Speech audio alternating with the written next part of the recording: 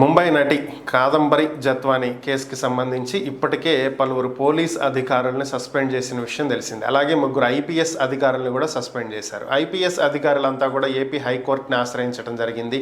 ముందస్తు బెయిల్ ఇవ్వాల్సిందిగా వాళ్ళు కోరటం జరిగింది. అయితే ప్రస్తుతానికి బెయిల్ మీద ఎటువంటి నిర్ణయం తీసుకోనప్పటికీ కూడా ఏపీ హైకోర్టు వారికి తాత్కాలిక ఊరటైతే ఇచ్చినట్లుగా మనకి తెలిసిందే. ఈ నెల 15 వరకు కూడా వారి మీద ఎటువంటి చర్యలు తీసుకోవద్దు అని చెప్పి పోలీస్ శాఖకు ఆదేశాలు ఇచ్చింది. అయితే ఈ నేపథ్యంలోనే సస్పెండ్ అయినటువంటి మరికొంతమంది సిఐలు, ఏసీపీలు వీళ్ళు కూడా ఏపీ హైకోర్టుని ఆశ్రయించడం జరిగింది. తమకు ముందస్తు బెయిల్ కావాలని చెప్పి కోరటం జరిగింది.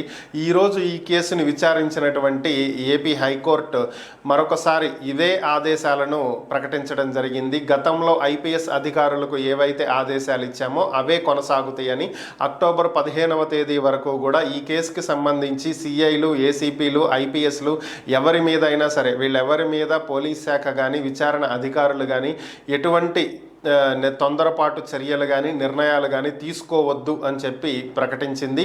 త్వరలోనే ఈ కేసుకి సంబంధించి బెయిల్ పిటిషన్కి సంబంధించి విచారణ జరుపుతామని, బెయిల్ ఇవ్వాలా వద్దా అనేది నిర్ణయిస్తామని చెప్పి తెలియజేసింది. ఈ నేపథ్యంలోనే మరిన్ని అంశాలతో మరలా కోర్టులో పిటిషన్ దాఖలు చేస్తాము అని చెప్పి ప్రభుత్వం తరపున న్యాయవాదులు తెలియజేయడం జరిగింది.